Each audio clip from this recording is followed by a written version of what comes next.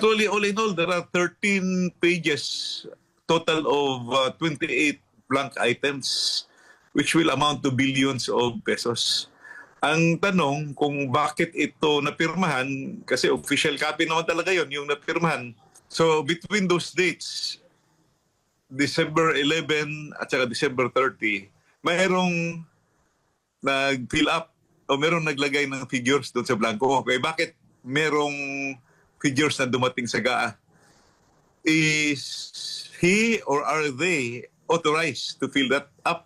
Nako, marami po ang nagulantang sa naging revelasyon ni former President Rodrigo Duterte last day na may kaugnayan po sa mga blanco na laman sa Bicameral Conference Committee report. Sir, gaano po ito ka-crucial para po sa ordinaryong Pilipino na malaman po yung ganitong mga impormasyon na mga galaw sa mataas at mababang kapulungan ng Kongreso?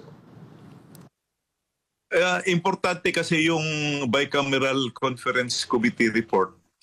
Kasi yung dalawang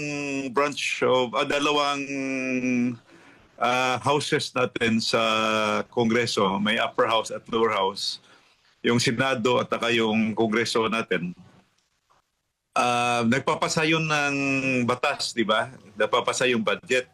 First, second, third reading, parehong merong ganun na proseso.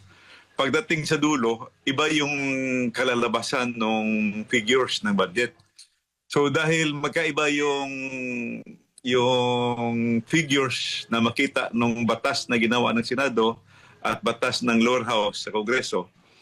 So kailangan mag-meet, ang tawag yan, Bicameral Conference Committee. So nag-identify yung Speaker at saka yung Senate President na mag-compose ng mga tao na uupo sa Bicameral Conference Committee para i-reconcile or i-harmonize yung dalawang version. So kung ano yung kalalabasan ng Bicameral Conference Committee, pagka-approve niyan, pipirmahan nilang lahat. At saka after mapirmahan, iparatify sa Kongreso. Ang question ngayon, habang tinitingnan ko yung budget, at saka bumalik ako sa tingnan ko yung Bicameral Conference Committee report which was sent to us through email. Pag tingin ko, nakita ko na yung mga blanco sa 11th page, SP 11. So na-shock ako, tininan ko na lahat. Actually, all in all, there are 13 pages, total of 28 blank items, which will amount to billions of pesos. Ang tanong kung bakit ito napirmahan, kasi official copy naman talaga yon yung napirmahan. Merong talaga yung Bicam report yan na pirmado na mga lumabas yan. Bakit napirmahan na maraming blanco at bakit naratipkahan na maraming blanco?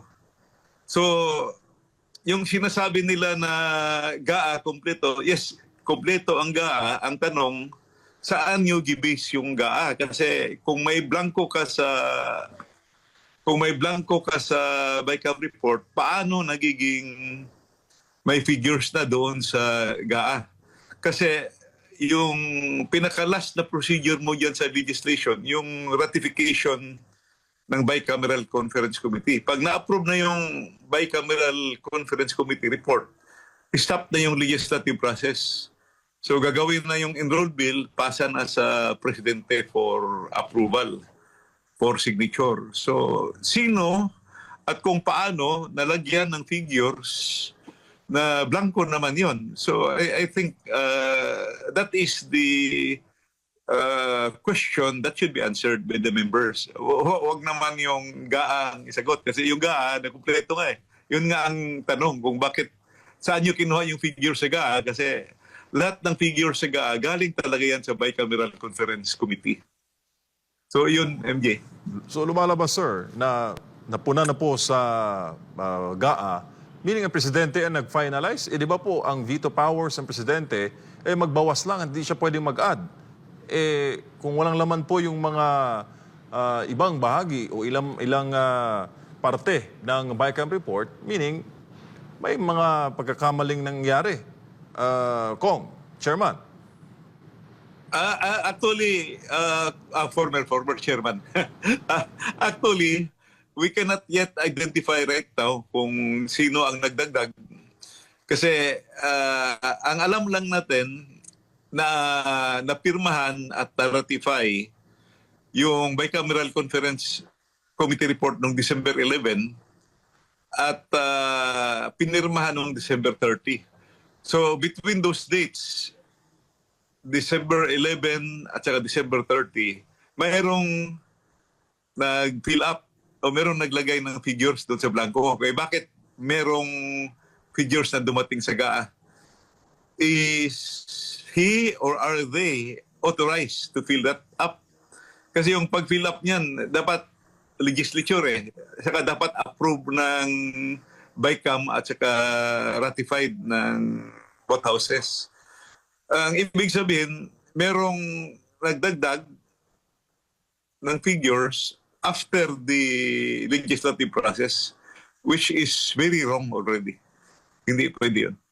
So matatawag natin, sir, na unconstitutional yung naging hakbang ng BICAM. Invalid and